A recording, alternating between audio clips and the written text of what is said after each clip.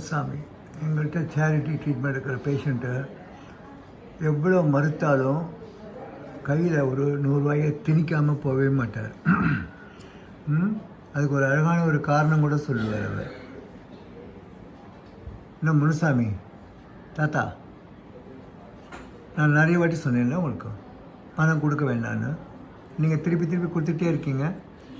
Doctor பேசுறதெல்லாம் அதிக மாட்டீங்களா? நீங்கள் டாக்டர் சார் கேட்க மாட்டீங்களா? டாக்டர் சொன்னால் கேட்க மாட்டீங்களா? அப்புறம்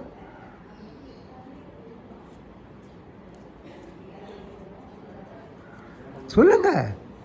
மௌனமாக இருக்கீங்க. மௌனம் வருமா இன்னைக்கு சனிக்கிழமை? இல்லை மசால் உனக்கு எல்லாத்துக்கும் காசு கொடு சொன்ன. அவர் கோனேரி ராஜபுரமா கோனேரிபுரமா அங்கேருந்து ராம்தாஸ் காலேஜ். அங்கேருந்து வரத்துக்கு பஸ் ஃபேர் எவ்வளோ ஆகும்னு சொன்னேன்? 70 ரூபா. 70 ரூபாய். 31. ஸோ 100 ரூபா பஸ்ஸுக்கு, போகிறதுக்கு 100 ரூபா, 200 ரூபா. இப்போ நீ 100 ரூபா கொடுத்தா 300 ரூபா உன் செலவு இல்லையா? ஏன்னு சொன்னால் கேட்க மாட்டேங்கிற. நீ 1000 ரூபாய் மருந்து கொடு. அப்போ அது என்ன?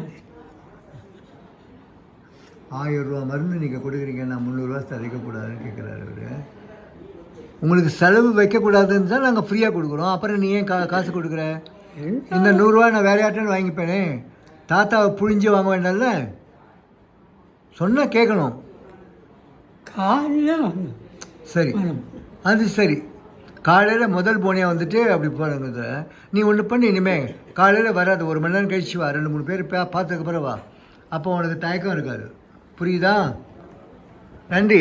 நீ கொடுக்குற பணம் நான் நேராக என்ன பண்ண வந்துடுமா, அதை அப்படியே கொண்டு போய் இதோ இந்த லக்ஷ்மி கிட்ட வச்சுருவேன்.